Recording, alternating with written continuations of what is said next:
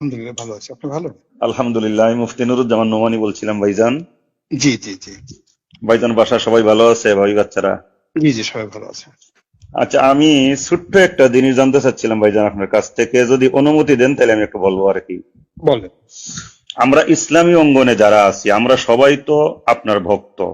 আমরা হুম, আপনাকে অনেক মহব্বত করি।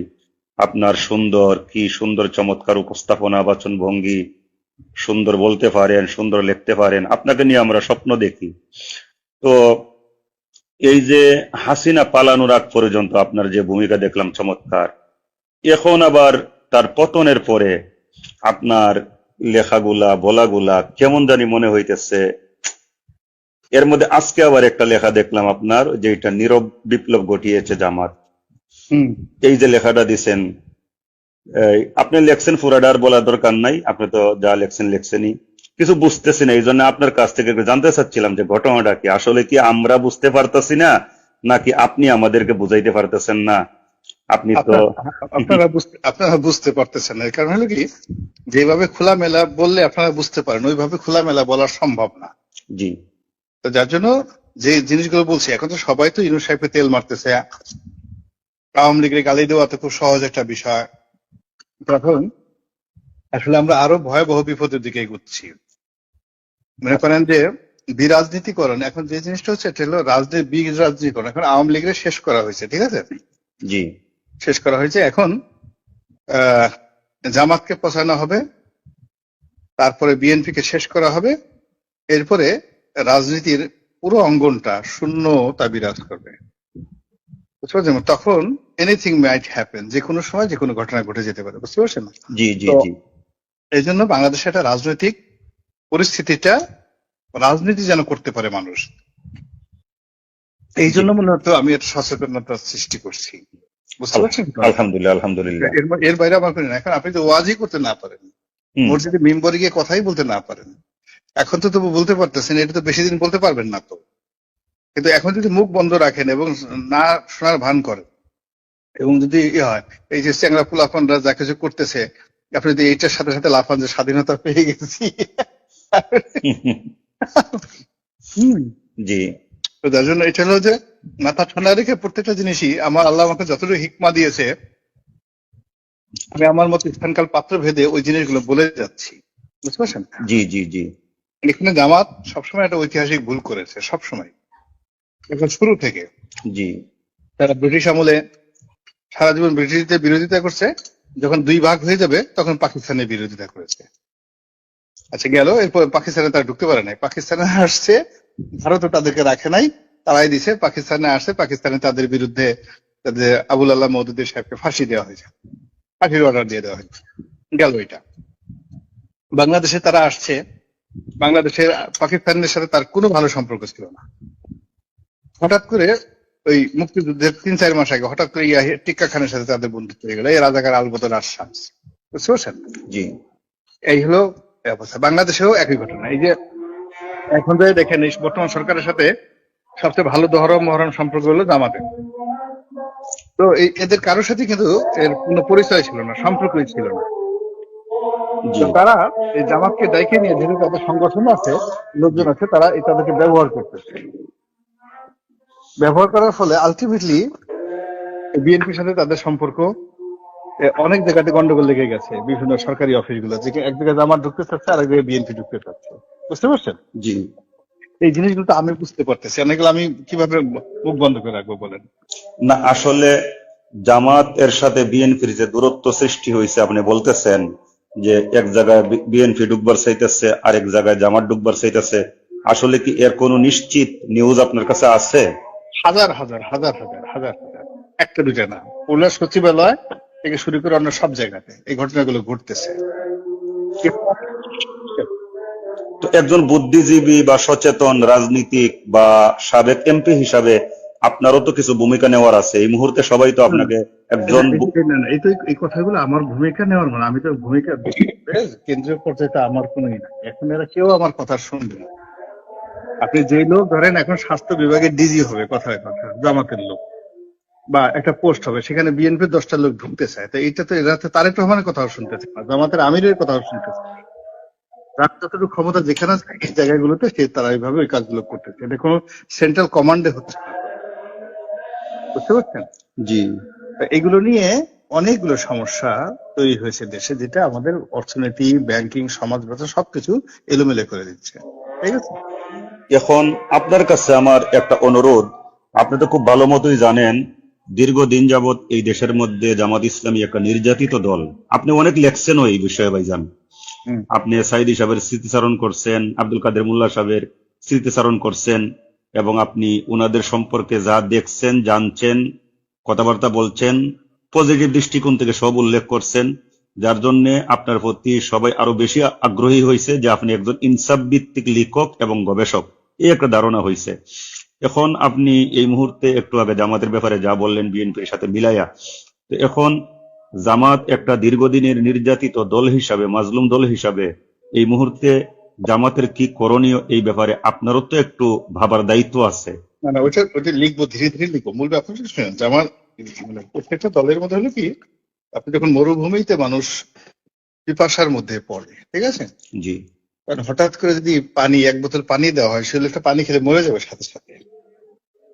এখন আমরা গত 15 বছর যাবৎ সবাই বিএনপি আওয়ামী লীগের দ্বারা এইভাবে নির্যাতিত হয়েছি। তো হওয়ার ফলে এই যে এখন যে ফ্রিডমটা আসছে, ফ্রিডমটা উপভোগ করার জন্য যে ধরনের যোগ্যতা, মেধার যা কিছু দরকার, এটা ডক্টর ইউনূস থেকে শুরু করে এখন আওয়ামী লীগ, বিএনপি, জামাত, যারা রাজনৈতিক দলগুলো আছে, কারোই মানসিক প্রস্তুতি নাই। বুঝতে পারছেন? মানসিক প্রস্তুতি নাই। ফলে কি যে হচ্ছে সারা দেশে এটা বলার মতো না। পুলিশ তামসা দেখতেছে এবং এখানে সবকিছু সাজানো। ধরেন আপনি এক রাজা রাজ্য দখল করছে, ঠিক আছে, জি। কিছুতেই রাজ্য দখল করে সেই বাহিনীদেরকে কন্ট্রোল করতে পারতেছে না, তারা গেরিলা যুদ্ধ করতেছে। তখন এক বুদ্ধিমান লোকের কাছে জিজ্ঞাসা করলো যে আমি তো এদের সাথে যুদ্ধে পারতেছি না, কি করা উচিত? তো সে বললো যে বিভিন্ন জায়গাতে আপনি ওই মদের ড্রাম রেখে দেন, ভালো খাবার রেখে দেন, আর বাদ্য বাজানোর যে সারিন দেয়া ওইগুলো রেখে দেন, আর ভালো জামা কাপড় রেখে দেন। জি। তারপর 6 মাস পরে আসেন, দেখেন কি হয়। এরপরে দেখা গেল ওইগুলো খেয়ে গিয়ে সবগুলো মোটা হয়ে যুদ্ধ করার ক্ষমতা সব হারাইয়া 6 মাস পর রাজা বিনা যুদ্ধে সেই এলাকা দখল করে ফেলল। বুঝতে পারছেন? এটা হলো আজ থেকে 5000 বছর আগের ঘটনা। এটা জি। লিখিত হিরোডোটাসের বইতে।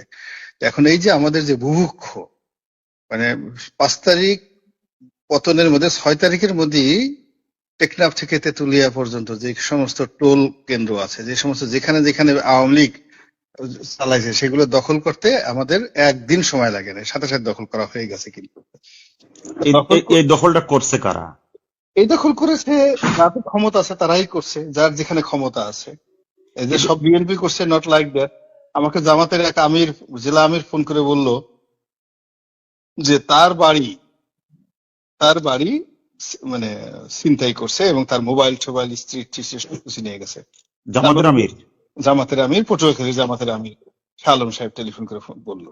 আমি বললাম যে আপনি ক্ষমতা আপনার এখানে আপনার বাড়িতে এগুলো হলে কি করতে, এইটাই তো আমি এখন করতে পারতেছি না। আওয়ামী লীগের জমানাতে কেউ আমার বাড়ি হামলা করে নাই, কেউ আমার বাড়ির থেকে করে নাই। এই আওয়ামী লীগের পতনের পর আমার বাড়িতে আক্রমণ হইলো কেন? আপনি বুঝতেছেন ঘটনা কিভাবে ঘটতেছে? জি। এই হলো অবস্থা। তো ওইটাই সতর্কতা, যে শুধুমাত্র একটা নীরব একটা ভর্তি হবে না, তো ওটাকে কাজে লাগানোর জন্য আপনার যোগ্যতম লোক লাগবে, সেন্ট্রাল কমান্ড লাগবে, সব মিলিয়ে। ভাইজান, আমরা আলহামদুলিল্লাহ পুনরায় স্বাধীনতা অর্জন করছি আওয়ামী দুঃশাসন থেকে। 71 সালে যে স্বাধীনতা অর্জন করছিলাম, এখন এরপরে নামাজের তো হয়েছে তো, জি আমার কথা বলবো না ভাইয়া। ভাইজান, আমিও নামাজ পড়বো। এই হ্যাঁ। সংক্ষেপে এই 2 মিনিটের মধ্যে আমি একটু কথা বলে শেষ করে নেই। সেটা হচ্ছে, আমরা 71 সালে যে স্বাধীনতা পাইছিলাম, সেই স্বাধীনতা আমরা খুশি হয়েছিলাম, কিন্তু বাস্তব স্বাধীনতা আমরা উপলব্ধি করতে পারি নাই।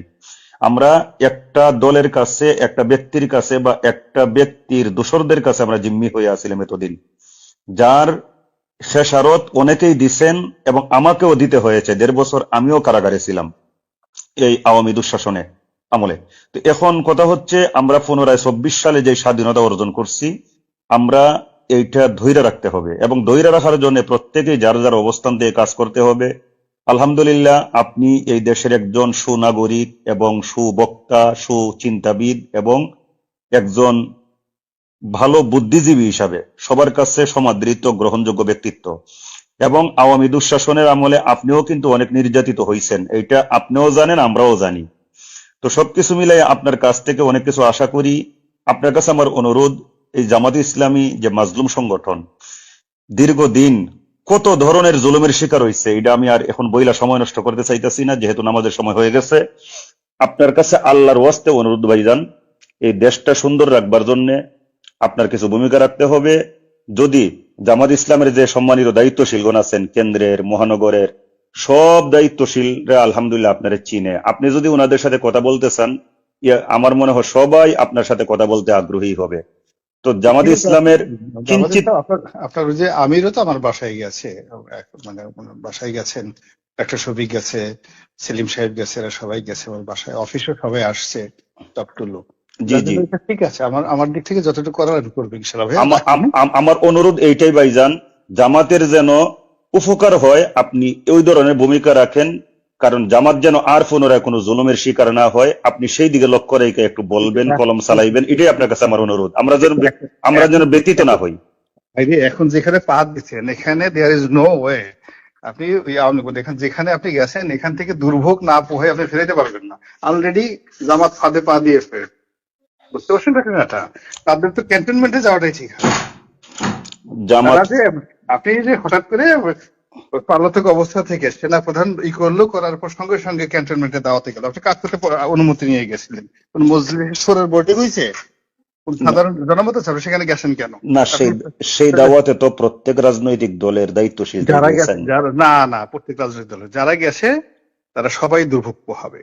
যারা গেছে বিএনপি, যারা গেছে জোনায়েদ সাকি গেছে, যারা গেছে প্রত্যেকটা লোকের এই কর্মফল ভোগ করতে হবে। Just wait. এখন আপনি একটা কাজ করেছেন, সেই কাজের তো ফল আপনাকে ভোগ করতেই হবে। মানে দিল্লি কি এইরকম প্ল্যান করতেছে আপনি বলতে চাইতেছেন? জি, এটা সেই প্ল্যান অনুযায়ী সবকিছু হয়েছে। সেই প্ল্যান কি আপনি সফল হইতে দিবেন? আপনারও কিন্তু না, ভূমিকা আছে, না না না, আপনিও কিন্তু বাংলাদেশে বিশাল একটা ফিগার এখন। না না না না, আমার কোনো ভূমিকা নাই। আমি আমি শুধুমাত্র জানি বলি তো এই কথাগুলো এখনো বললাম। এই নাহলে তো আমি তো বলতাম না। আমি যদি যদি চাইতাম যে এই জিনিসটা, আমি এই কথাগুলো কেন বলতেছি, আমি এই কথাগুলো বলতেছি যে জামাত বর্ণ যারা, ইভেন আমাদের মির্জা ফখরুল সাহেব গেছেন ওখানে, খুব রং কাজ করছেন, খারাপ কাজ করেছেন। এই যে হুট করে ধরেন এখন এই যে একেবারে 24 ঘন্টার মধ্যে ফালু চলে আসছে বাংলাদেশে, গিয়াসউদ্দিন আল মামুন মুক্তি পেয়েছে এবং তারা ঘোরাফেরা করতেছে। আপনি বুঝতে পারছেন এগুলো জনগণে কি পরিমাণ চলে আসবে? কিন্তু বিএনপি তো এখন আপনার দল, আপনি তো বিএনপির হাইকমান্ডের সাথে কথা বলতে পারেন।